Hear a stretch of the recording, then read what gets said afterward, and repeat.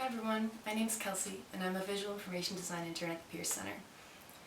Welcome to part 3 of our 4-part series where we show you how to use design fundamentals to take a flyer or poster to the next level. We're using Adobe Illustrator, which every student at Clemson has access to. I highly recommend getting familiar with this software if you have even the slightest interest in design. It's a really powerful tool that can allow you to create all kinds of things, and if you ever need help or you have questions, you can always schedule a consultation with myself and the other information design interns. Today I'll be walking you through how to utilize visual elements to add interest to your flyer. I'll also be showing you some Illustrator tips and tricks to make this process as easy and efficient as possible. Let's get started.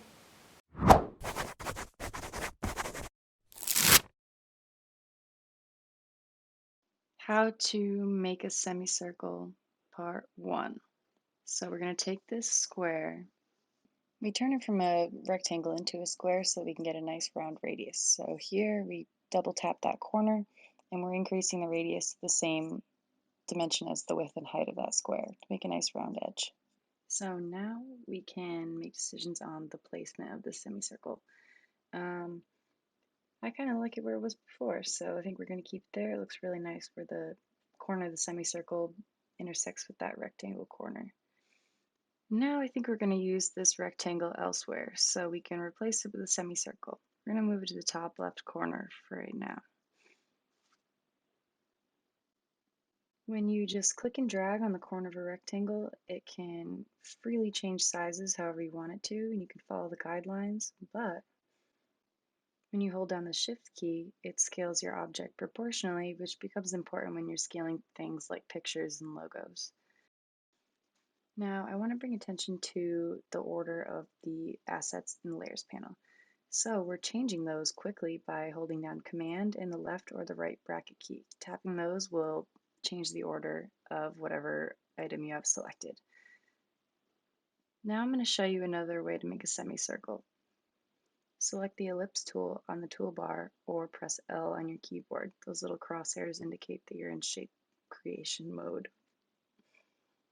To get this perfect circle pulled out from the center point, I held down the Shift key and the Command key on my Mac.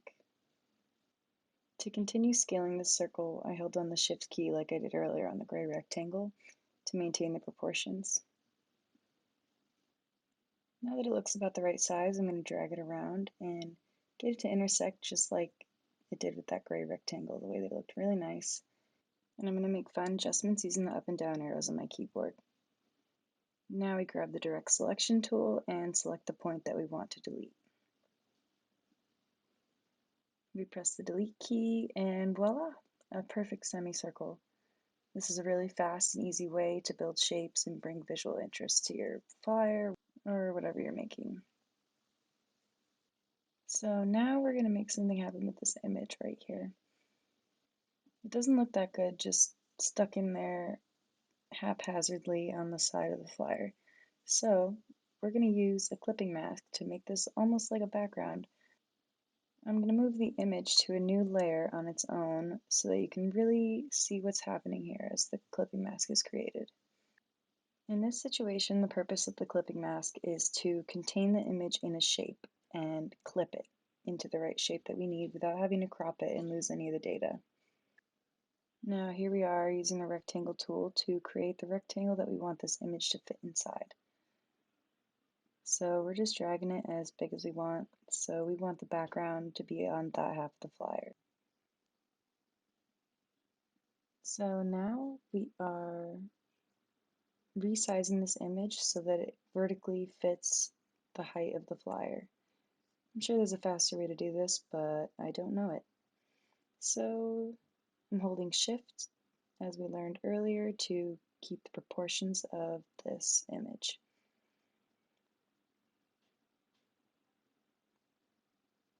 Can really make a good poster look terrible if your proportions are wrong or your image is warped. The shape always has to be in front of the image when you're making a clipping mask, otherwise it will not work. Here I just I'm getting rid of the fill so that we can see exactly what part of the image will be shown in our clipping mask. So you can see the terrace and that guy with the blue backpack. I'm going to scoosh it around and show a little bit more of the building. And yeah, that placement looks pretty good to me. Now we're going to select both of these items, making sure that the rectangle is on top of the image. We're going to go to the Object window, select Clipping Mask, and then Make. Boom, now your image is nice and clipped into that area. Here I'm dragging that clipping mask layer into the back so that it is behind all of the other elements on the poster. If we left that background exactly how it is, it would be really hard to put any text over it. So one way to go about that is to put a rectangle over it, over the image, and lower the opacity so that you can still see through it, but it is still a solid color. So I drew out the rectangle, and we're going to grab the eyedropper so that we can take that gray that's already on the flyer, keep the colors cohesive as we learned in our previous videos, and I'm going to move it to the back first. So it's in front of the semicircle that we created.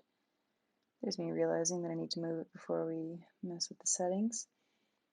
So we're going to find that rectangle and use the Command right bracket shortcut to send it to the back. Alright, and now we're going to lower the opacity, mess around with it to slightly reveal that image in the background so you still get that visual effect of having an image there. And you could still put text over where that image is. Now that looks pretty good to me. But I'm still going to show you one more way to use lowering the opacity of a shape with an image to add visual interest. In this instance, we're going to hide that gray low opacity rectangle by clicking the little eyeball next to it under the Layers panel, and we are going to instead lower the opacity of the semicircle. This way you can still see the image, still have your text, and continue to add visual interest. And that looks really good to me. And now, this isn't really a rule by any means, but I think that it would look nice if we drag down this rectangle to the center point of the circle. It gives a feeling of balance and symmetry. I'm going to turn this text color white because that would just look a lot nicer. We grab our eyedropper tool like we learned earlier and get that white font color on there.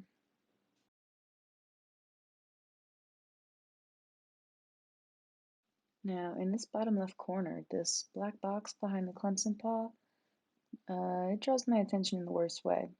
That's where you have to be careful with adding visual interest. Don't go too far. I'm just going to scooch it up a little bit so that my friend Zane next week will be able to find it easily, and he's going to show us all about layout and how to organize this as effectively as possible. All these different bits and pieces are going to come together beautifully. So thank you for watching. I hope you watch next week's episode and the previous two episodes if you haven't already. And as always, come see us and make a consultation if you have any questions or want any help or want to try anything out. Don't do what I'm doing right now by making everything all stretched and wacky, if that's the one thing you take from this. Alright, everybody. Have a wonderful day.